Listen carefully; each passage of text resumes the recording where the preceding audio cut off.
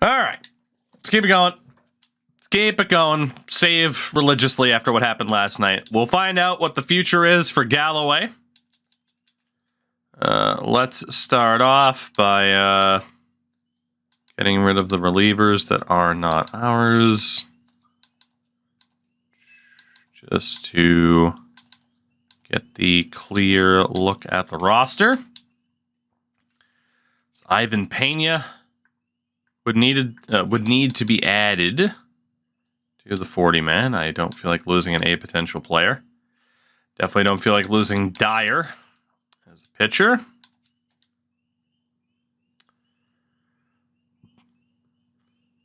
From there, I mean, Spencer as a closer, he would definitely get picked up by somebody. Yeah, that was where we run into a little bit of trouble.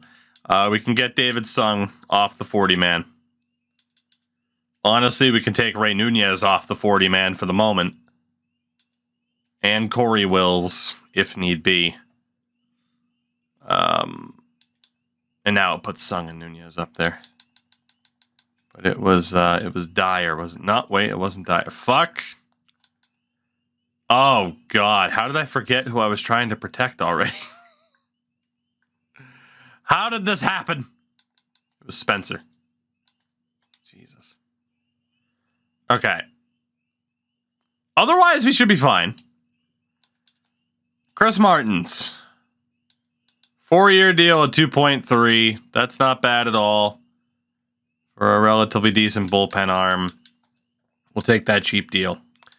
Frank Brandt wants 2.8 for a 79 overall. That is also pretty fair. Ruben Ott in left wants 1.9, so we're handing out some lower end deals. Scott Obama, 1.8. I am good with that. He is a very good bench player. Theodore Hughes wants 2.5. That's a bit pricey, but I have to do it for now. And then Marco Calderon we can also sign. And then the other contracts. Oh boy, there's going to be a lot of them. Got Jason Gill. Gary Dixon. Grant Riley, our first round pick last year. Fabregas. Christensen. Williamson. Trujillo. Alan Dyer, Ruben Eckert, Corey Carlson, who only went up by, I think, an overall point last year, maybe 3, actually. We got Hiller, Mario Lopez, everyone's favorite, and then Julius Slinger. We got Jose Lima as a reliever, Eddie Esposito. The rest of these guys were free agent filler. And then Charles Spencer and Jose Irizarry. We need David Sung at catcher. He's currently on waivers. Fishman, Kaufman, Diego Lopez, and Harvey Grove. Got Burnett, Sixto, and Trevor Wells. All the fun deals that you got to sign every year. Israel Gutierrez, who again, I'm glad finally got over a 70 overall. My recent draft had a Pablo Escobar. I mean, out of the MLB name pool, it's not surprising that Pablo Escobar would pop up, you know? Got Tim Coe, and then DJ Liss, and Ivan Pena. Top free agent, Trio, and then obviously it's all generated dudes at this point, so we still have the offer out to Howie Galloway. Rondell Morgan to the Dodgers. Ooh, we lost Corey Wills on waivers. I wasn't expecting that. But Corey Wills gets claimed by Milwaukee. We used him to free up space on the 40-man. I mean, he was a borderline major league depth option. He was behind Scott Obama at second base.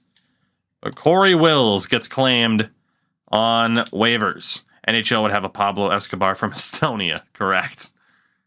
Yes, they would. All right, we still got those 3 other offers. I can send David Sung a deal now.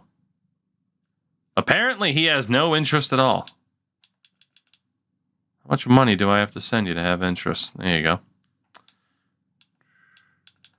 All right, well, this offseason doesn't appear to be incredibly stressful. We kind of had the stress to deal with those major spots. Galloway still has not made a decision. Has no interest from any other teams. All right, we have until the 23rd. 40-man can be set. Top free agent goes out to the San Francisco Giants. Can light the beam. Former World Series MVP. Goes to Baltimore. Henry Guzman to the Cardinals. Galloway, still no answer. Has offers in from Texas and Chicago. We'll see what happens. $11.4 million in pending offers with the $24 million budget. Frank Brandt, we are going to need to send an arbitration deal of $2.8 million. So the money is starting to disappear, is what I am seeing. I'm certainly hoping Charles Spencer doesn't elect to leave. Please. We'll see what happens. All right, Brandt Spencer still waiting for Howie Galloway. Galloway is the last guy. Baltimore is offering him decent money. He still hasn't accepted anything. What will Howie Galloway do? The answer is re-sign in Pittsburgh. So we keep Mr. Guerrero and we keep Howie Galloway as our former shortstop, Fernando Flores, after 1 year in St. Louis and a .304 average, gets traded to Minnesota. Rule 5, are we going to lose anybody? Oh my God. Well, none of those guys are ours, but Jesus Christmas, this is an active Rule 5. A very active Rule 5. All right, wow. We didn't lose anybody, though. We did not. We did not. Steven Guevara off to the Astros. We have reached the point where all the marquee signings are generated players. Names of drafts past that we did not select. Into spring training we go. So what will our situation be this year? First and foremost, we did have a scout leave. We did have a scout leave with like high efficiency. We do like high efficiency. Ooh, that guy's terrible though. So is that guy. Actually, he's a little bit better than Tovar. Not by much.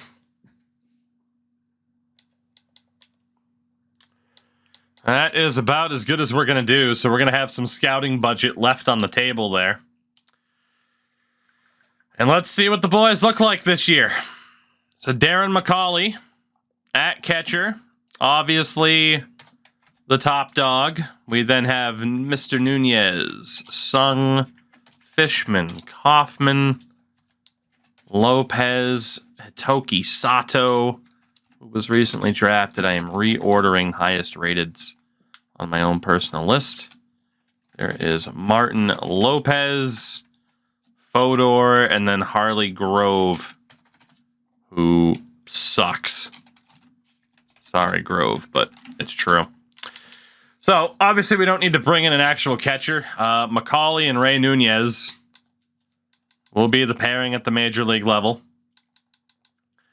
And we can pretty much afford to keep all of these sub-50s in the minors, which is nice. We'll have David, Sung, and Lopez in AAA. And we'll go with Fishman and Kaufman in double. Yeah, that works. Quick and easy. First base, Messer takes over as the highest rated first baseman on the team. Something I did not think was going to happen. Then, of course, it is Guerrero, Ramirez, Burnett, Sixto, and then Wells. So Sixto now higher rated than Wells after last season. Ramirez will have to go through waivers again. He's cleared the last couple of years. He'll be in triple with Burnett, and then double A will be Sixto and Wells. That works out. Second base. Then we now have a little bit less depth here. Holland, Obama. We have Dale and Reyna. So we do lose a bit of depth here. Joe Dale in triple, Reyna in double. If not Reyna in triple, you might benefit more from that. We'll see what happens waiver-wise. Let's actually look at that really quickly. Okay, we didn't lose anybody to waivers, which is good. Surprised Ramirez keeps clearing. You'd think someone would give him a chance. Now let's put Joe Dale down in double A. I think Reyna would benefit more from being in triple. Third base. Third base is Mr. Gutierrez. What did I think of the Rogers trade? What did I miss? Because I don't know what Rogers. Did Kenny Rogers trade his kitchen? His chicken kitchens with KFC? What happened? After a bad day, it's nice to relax. Well, Stubbs, thank you. I'm sorry I had a bad day, but hopefully a game like this making me suffer for season after season can cheer you up somewhat. Third base, Gutierrez, Dean, Carter, and Reese. We'll have Carter in triple. Oh, as in Aaron Rodgers. You misspelled Rodgers. There's a D in Rodgers. That's why I didn't know. I talked about it briefly on the podcast, but I hope it goes terribly for the Jets because fuck the Jets. Yeah, Gutierrez, Dean, Carter in triple, and then Reese in double. Works for me. Shortstop. Freitas has eclipsed an 80 overall, which is beautiful. We have Mr. Gutierrez. You got Calderon, Cortez, Mora. Noble has jumped Rodriguez. Actually, he hasn't. They're the same thing. I learned something today. Well, there you go. Happy to help. So Marco Calderon, I'm not sure if we're still going to have you in triple or in the majors. Cortez definitely goes down to triple with Mora. Noble, Rodriguez, and double. We'll see what we do with Calderon. Outfield, guess what? LVR is still a fucking D. I hate it here. I hate it here. But in left, Guzman is now higher rated than Delviar. So we got Ott, Guzman, Delviar, Hahn, and Delgadio. In center, it is Courtney, Hinojosa, Coe, and then Friedman. Top hat, it's all good. We'll go double A for Friedman, triple A now for Tim Coe. And then in right, after some changes, it is Rivas, Gaucho, Liss, our new draft pick, McCann. Oops. We got Pena and Vargas in right. So Pena and McCann can go to AAA. Vargas stays in single. Okay, so obviously we do not need this many outfielders. DJ Liss doesn't make the cut. 2, 3, 4. Ken Hahn does not make the cut. Alberto Del Villar does not make the cut. Thomas Gaucho does not make the cut. He's on waivers. And to be honest, I don't think Guzman will make it either, but we'll see. For the starters, actually, well, let's go through the next couple days waiver-wise. Yeah, okay, he cleared. Good. Big season here, we got to believe. I don't know if I believe. All right, we'll figure out that the rest of that in a minute. So for the starters, Montanez, Delgado Jr., Brandt, Gill, Theodore, Dixon are the only ones in consideration. Starting pitcher list is always the longest one to go through, but we have Montanez, we have Delgado, Brandt, Gill. And again, I do this just to make sure we didn't randomly lose anybody. Hughes, Dixon. Then you have Riley jumping Fabregas in terms of rating, which is good to see that development. You have Frank Christensen, Alan Dyer, Eckert takes a bit of a step up. Trujillo jumped a couple of people compared to last year in terms of rating. You got Williamson, Carlson, Hiller, Lopez, Santana, Slinger. So that all stays the same. But we are not missing anybody, which is good. Which is very good to not have anybody randomly disappear on us. So in terms of how we'd set this up, 2, 3, 4, 5, 6. 1, 2, 3, 4, and 5. 1, 2, 3, 4, and 5. So technically, we could do 6 in each league and be okay. Yeah. So technically 6 starting pitchers in all 3 leagues. And then for the relievers, that gets to be a tougher conversation. That gets to be more difficult. Okay, we definitely have way too many people lineup-wise. We got to send down a shortstop, and we got to send down an outfielder. So shortstop-wise, Calderon is going down.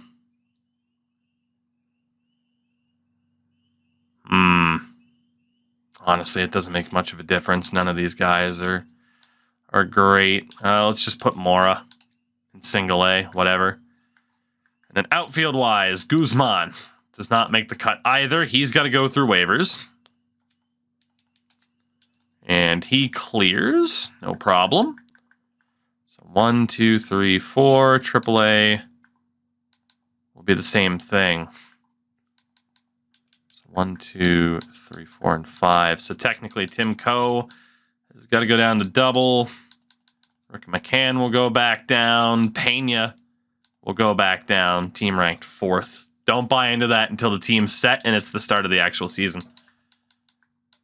5, 1, 2, 3, 4, and 5. There we go. So it's 5 outfielders across triple and double, 4 in the majors. Comes down to relievers. Fortunately, it's going to be Stevie Varela, who has to go through waivers. Spencer gets sent down. Will Varela clear waivers? He will not. I'm going to revoke that claim. Because I'd rather lose Hidalgo at this point. So if Eloy Hidalgo doesn't make it through waivers, then we'll make a decision. Okay, we lose Eloy Hidalgo to the Padres. We were going to lose somebody. It makes sense to lose Hidalgo at 34 years old. Made way more sense than to lose Stevie Varela. Hidalgo, 236 appearances as a Pirate, nearly 600 innings. But at $1.5 million a year, it's just very obvious, especially with his age. It was worth getting rid of him. A career WAR of 3.9, a career FIP at a 4.11. We are going to have to start restocking on relievers here. But that brings us down to 26. And then obviously we're still going to have to sign a lot of relievers to make this team work. Going to have to sign a lot of relievers to make this team work. So let's do that. Sign basically the same dudes that we always sign, who just sit here and wait to be like, oh, they'll come back. They'll always come back. And they're right, we need them. But in terms of outright relievers now, it's Martins, Varela, Lima, Kingman, Esposito, and then Smoove. So no change in ranking there. For closers, it is Espinoza. Rivera has jumped Galloway. So maybe it's a good thing we didn't sign Galloway to that big deal. O'Neill, Spencer, and Irizarry. Everybody is accounted for. Right. Let's let Irizarry get actual proper time in Double-A as the outright closer. So let's see. Let's have Esposito and Smoove down in double. Basically, all these guys are in triple. Just got to drop some down to double A to help fill out that roster. And then the rest go to single. 26 apiece. Looking good. Looking good, looking good. I think we are set. So, start of the regular season, we are listed as the 6th best team in baseball, according to this ranking that never matters. That is pretty surprising. That is pretty surprising, if we're being honest.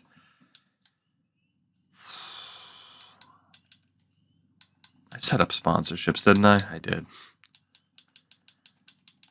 Top prospects. We graduated our guys up, so. Top prospect list. Grant Riley moves up to 24th. I imagine he's our only guy. He is. Including that outfielder that we just brought in. That kind of sucks. Our rotation for the year.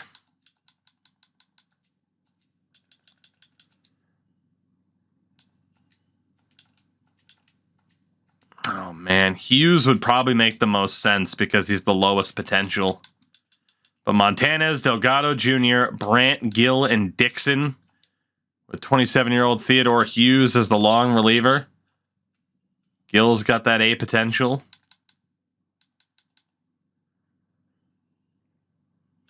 And then you got to wonder, do you want Galloway? We got a couple of guys here who could also be long relievers in Varela and Harper.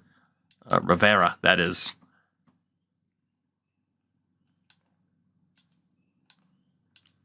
We'll let Galloway stay as the setup man. He found success there last season. AAA wise, well, we definitely don't want JP Ferguson in there. Definitely don't want JP Ferguson. Given that we have to have a couple of guys on roster that we don't want to fill that out, let's not have anyone as the setup man. Ooh, okay, we got a lot of C's. Trujillo's an A, even though he's older. Frank Christensen's 30 and still hasn't hit a 70 overall. That's insanity. Let's get Williams in there as a long reliever. That way Kingman, Spencer, and Lima hopefully get a lot of playing time. And then the double-A rotation. The double-A rotation. Williamson's perfect as the long reliever. All right. I mean, we're looking kind of maybe okay. Maybe kind of sort of okay. Probably not, but maybe. Lineup-wise at the major league level, it's what you would expect. It goes Rivas, Holland, Guerrero, Messer, Gutierrez, Courtney, Ott, McCauley, Freitas. How this team is ranked so highly, I don't know. It's not a bad team. Certainly not a bad team. We have some speed. We have defense. The ability at the plate. We'll let AAA and AA sort themselves out. We always start off against the Cubs. Without fail. Without fail. Lineup-wise for AAA. Okay, so we do have some changes that we want to make. There are some dudes not in the lineup who I'd prefer to be in the lineup, including Sean Carter, including Eduardo Reyna. Basically, everybody that was on the bench. Guzman's 28. Let's get him out for DJ Liss. Gaucho's old as shit. Let's get Tim Coe in there. Tim Coe. Yeah, we basically have to sub in everybody. Worth it, though. And we'll get, well, I mean, Lopez or Sung doesn't really matter. And then AA-wise, I mean, we have so many damn players down here. What difference does it make? Rather have Fishman in over Kaufman. And then from there, I mean, yeah, again, there's just so many damn players. That is what it is. Okay. The rosters are set up. The question this year, as it is every year, scouting-wise, we have the 13th pick and the 36th. And the 48th, for that matter. So a chance to do some damage. In terms of what we need, I mean, the answer is just about everything. Like, we just need to make sure that we deliver in the first round is what we need. And especially because this looks like a decent draft for position players at the top of the board. Are there any players early on with minimal scouting that have, there we go, like Leonardo Garcia, that have those crazy potential ranges? Miguel Hidalgo, like players like this. These are the first players that we're going to look at just to know if we should be eliminating them from contention really before we even get going. So catcher first and second will be our focus. Take a different approach this year. 5-3. We started well last year too. Wow. So all of them are pretty much guaranteed to be Bs, but low potentials, or low overalls, that is. So, yeah, kind of as expected. Good late round pick so that the potentials look nice. Has anyone tried the Switch version? I have not tried the Switch version for this year's game. I do have the Switch version for last year's. It's honestly not that bad. It really wasn't. For as bad as some Switch sports games can be, at least if they're, you know, like FIFA's, for example, is legendarily bad. Last year's MLB The Show honestly wasn't that bad. I haven't heard anything about this year's, but 22's was actually, you know, functional is where you kind of start to be like, oh, I hope it's functional. It was better than functional, which for a Switch version of a sports game is saying a lot. Damn, 6-game winning streak. Look at us. Look at us. You notice I didn't put up a projection or a prediction if we'd reach 80-plus wins this year. So maybe the boys aren't feeling the pressure. Maybe they're not feeling the heat this year. Yeah, it's the players like Randy De La Rosa. It's guys like that our scouts are immediately like, hey, keep an eye on this guy that I want to look at first. And then we'll look at the top of the class.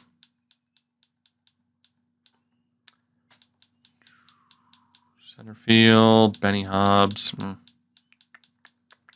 Anybody else? Okay, we might already be out of those type of players, but that is okay. There were at least a couple.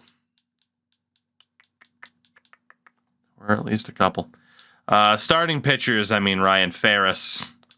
Some of those starters obviously are going to have pretty good projections. It's not too bad here. For franchise on the go, it's not bad. The only thing that you have to be careful of that I discovered, oh God, what was it? Was it the trade finder?